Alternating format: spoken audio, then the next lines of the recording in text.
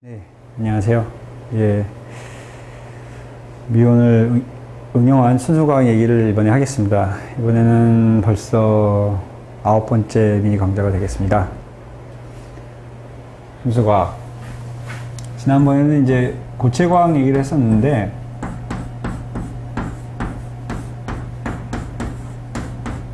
고체과학이 순수과학이 아니라다라는 얘기는 아니고, 여러 가지 이유에서 뭐 입자를 가지고 기본 입자가 무엇이고 그 기본 입자의 성질이 어떻게 진행되느냐 하는 분야를 역사적으로 좀 더 순수하다라고 해나 그래서 이제 순수과학적으로 얘기를 하고 있습니다. 전에 이제 우주를 구성하는 소립자가 뭐 경입자와 쿼크 이렇게 존재한다고 그랬었습니다. 이제 그 경입자 쿼크의 상호작용이 있는데 그 상호작용이 수학적으로 이렇게 만들어졌을 것이다 라는 이제 예측이 있습니다. 일종의 모델이라고도 할 수가 있는데 그거를 사람들이 표준 모형이라고 합니다.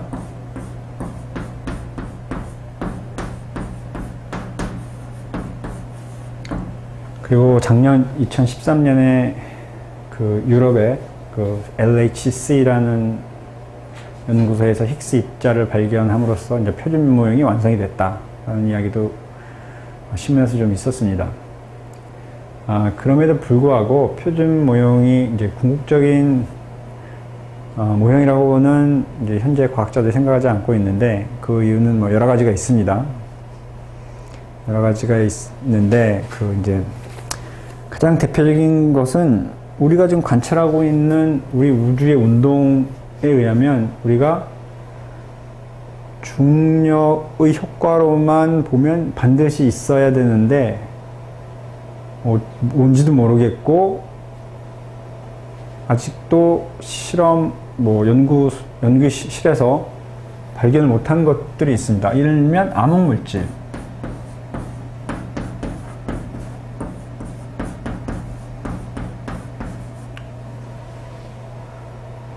여러 그 우주에 있는 은하계들의 운동을 보면 분명히 굉장히 거대한 질량을 갖고 있는 어떤 물질이 있어야 되는데 그걸 이제 암흑물질이라고 합니다. 이제 그것이 뭔지 어떻게 만들어낼 수 있는지 아무것도 모릅니다. 그래서 표준 모형에서 이제 예측을 못합니다. 그래서 표준 모형 을 넘어서는 새로운 이론을 항상 지금까지 생각을 해왔고 그것을 중형 가속기를 통해서 이제 어떻게 생각해 볼 수 있느냐를 이제 이번에 얘기를 하겠습니다. 일단 뮤온을 가지고 계속 얘기를 하는데 그러니까 뮤 플러스가 있으면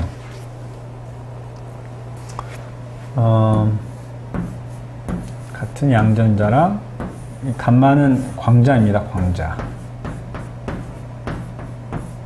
또는 뮤 플러스가 어떤 핵자에 들어가서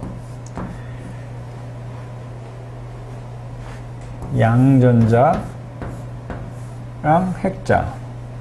그러니까 뮤 플러스가 뮤 플러스라고 하지 말고 기술적인 이유에서 뮤 마이너스로 하겠습니다. 그러니까 뮤온이 전자로 이렇게 바뀌는 컨버트된 실험을 생각할 수가 있고 반응을 생각할 수가 있고 또는 뮤 플러스가 이번에는 E 플러스 E 마이너스 E 플러스 이런 반응들을 생각할 수가 있는데 이러한 반응들이 이런 반응들을 왜 생각하냐면 표준 모형에서는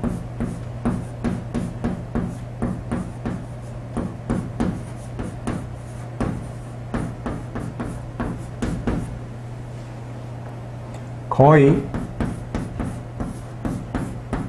금지되어 있습니다. 그러니까 표준 모형을 우리가 받아들이면 이러한 붕괴 또는 이러한 붕괴는 일어나지 않는다 라는 것입니다.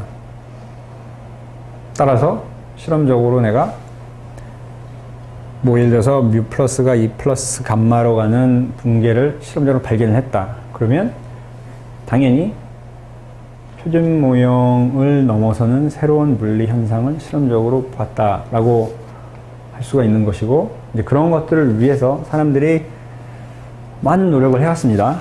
그래서 여러분들 자료를 보면 여기 이제 뭐 이 세 가지 반응들에 대한 뭐 어떻게 잘 보시지 모르겠는데 역사가 있습니다. 그래서 Y축이 이것에 대한 반응의 상한선. 그러니까 내가 예를 들어서 뮤 플러스가 100개가 있는데 100개 중에 이렇게 붕괴하는 걸 하나도 못 봤다. 그러면 그 붕괴 확률이 1%보단 작을 것이다. 뭐 이렇게 얘기를 하겠죠. 그렇지만 내가 뮤를 뭐 10,000개를 써서 연구를 했는데 이러한 붕괴 반응은 하나도 못 봤다. 그러면 그 붕괴될 확률은 적어도 10의 마이너스 4승보다는 작을 것이다. 이렇게 상한선을 줄 수가 있습니다. 반응에 대한. 그 상한선을 이번에는 연도의 함수로 본 그림이 여기 있는데, 처음에는 이제 당연히 1이겠죠. 그리고 현재 가장 심각하게 가장 이제 좋은 그 상한선은 이거보다는 낮아야 되니까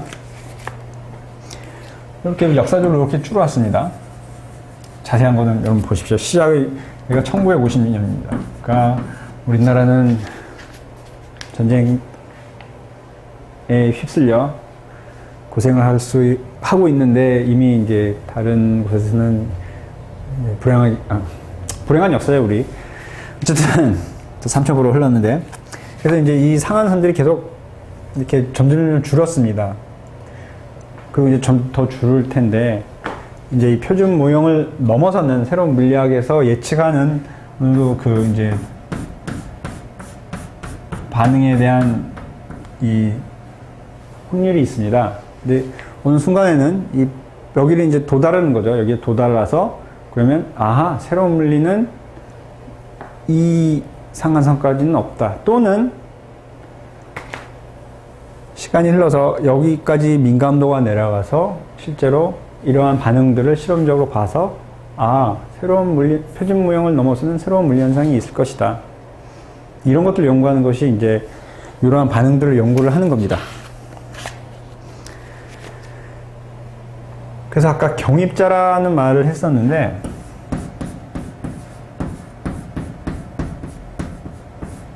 이 반응을 잘 보면 뮤가 양전자로 가는 겁니다. 그러니까 아까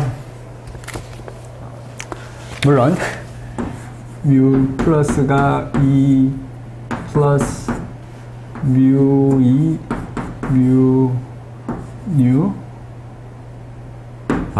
이 디케이가 있었지만 이것은 표준 모형에서는 허락되는 붕괴이고, 그렇지만 이것은 광재 하나만 딸랑 나오거나 아니면 뮤가 2만으로 바뀌고 중성미자가 포함되어 있지 않기 때문에 이런 것들은 표준 모형에서 허가가 되지 않습니다. 그래서 이런 것들은 일반적으로 경입자가 깨져버리는 현상, 경입자 위반 현상이라고 부르고, 얘는 이제 표준 모형에서는 금지되는 겁니다. 이걸 보면 당연히 새로운 물리 현상을 보는 거죠. 그래서 반응의 상한선까지 없다라는 걸 뭐 이야기를 하면 적어도 그와 관련된 에너지 영역에서는 새로운 물리가 없다도 이렇게까지도 얘기를 할 수가 있습니다. 그래서 이러한 붕괴 모드를 가지고 순수 과학을 하면 우리가 지금 많은 연구자들이 LHC 실험에 뛰어들고 있습니다. 우리나라에서도 많은 노력을 하고 있는데, LHC 실험과 어떻게 보면 상호 보완적으로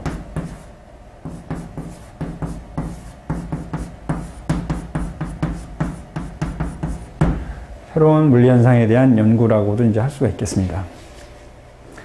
그래서 뭐 기술적으로 디테일하게까지 제가 말씀 안 드리겠는데, 여기서 지금 핵심 아이디어는 우리가 중형 가속기를 가지고 기술적으로 미온을 만들어서 고체 과학도 할 수 있지만 이러한 순수 과학도 할 수 있어서, 이러한 붕괴 모드들에 대한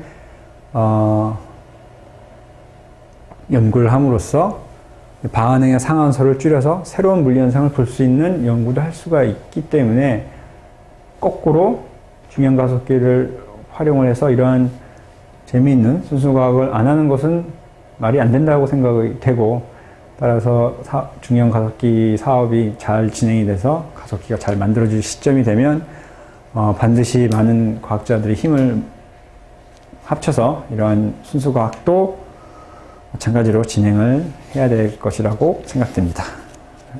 순수과학 얘기는 여기까지 하겠습니다.